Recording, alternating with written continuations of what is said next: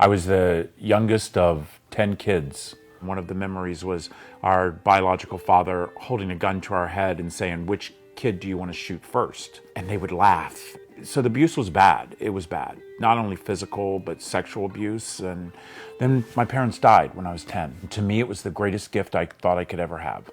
Little did I know that going into care, it was probably just as bad when it came to the mental abuse. Having all your belongings in a trash can, going to a home that you knew that you weren't loved or really probably wanted. And then when I became 18, I was a senior in high school and I became homeless. The statistics were I should have been a drug addict and should have dropped out of high school. But I just knew my life was gonna be something different. So I joined the military. I didn't join the military because I loved my country. I was going in it because I was hungry, I was cold, I was scared, and I had nowhere to go. I made something of myself. I got out, started working in an office, but I really never told many people about my story. And then I met Reese. We had a beautiful home and an amazing relationship, but I wanted to be a dad. If you were gay, it was two things that you knew wasn't going to happen. You weren't going to be a parent and you weren't going to get married. Well, we were seeing on the horizon marriage was happening.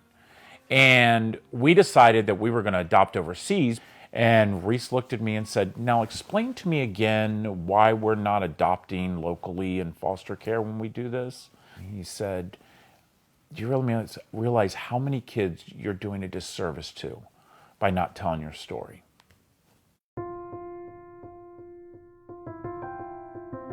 So we decided that we would take any child under the age of 5. And so we put our application in and we waited. We got a phone call saying that we have a brother and sister. They were troubled. And they said, "The boy, he's a biter. You sure you got to make sure you want this one?"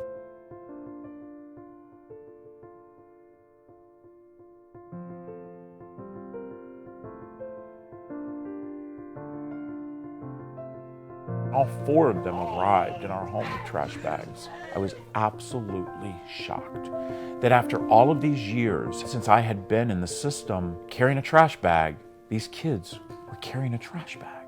What are we not doing to change this? Want this in there? Wait, I got it. We then started working on being a family of 6, and we filed adoption for all 4 kids. And we went in for the fight, and it was a fight. We went to trial. We were told we were unfit because we were gay. We were told we were going to turn the boys gay. We were told that our house and our home was not fit because we were gay. The one thing that we did know is that they needed love. They needed to feel safe. They needed to feel wanted. I knew I needed to feel wanted.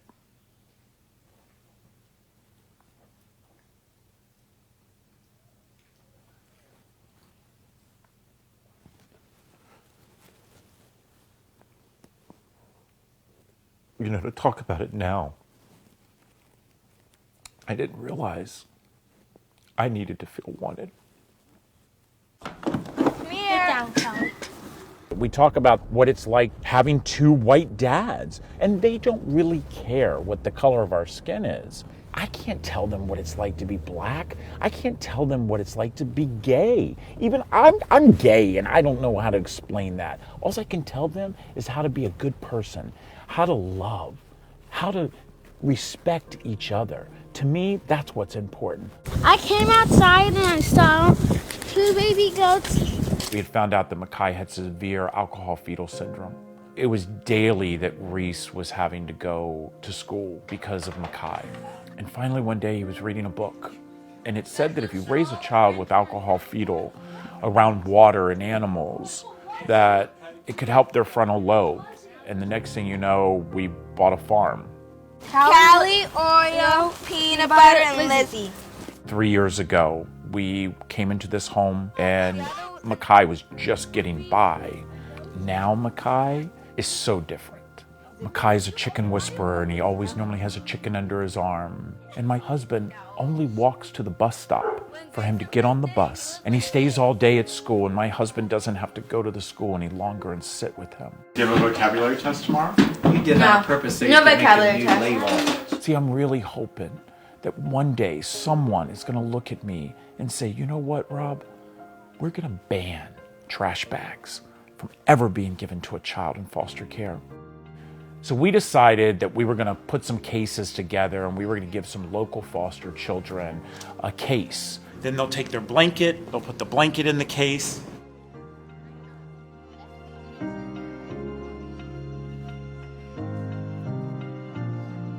I felt like everyone had given up on me.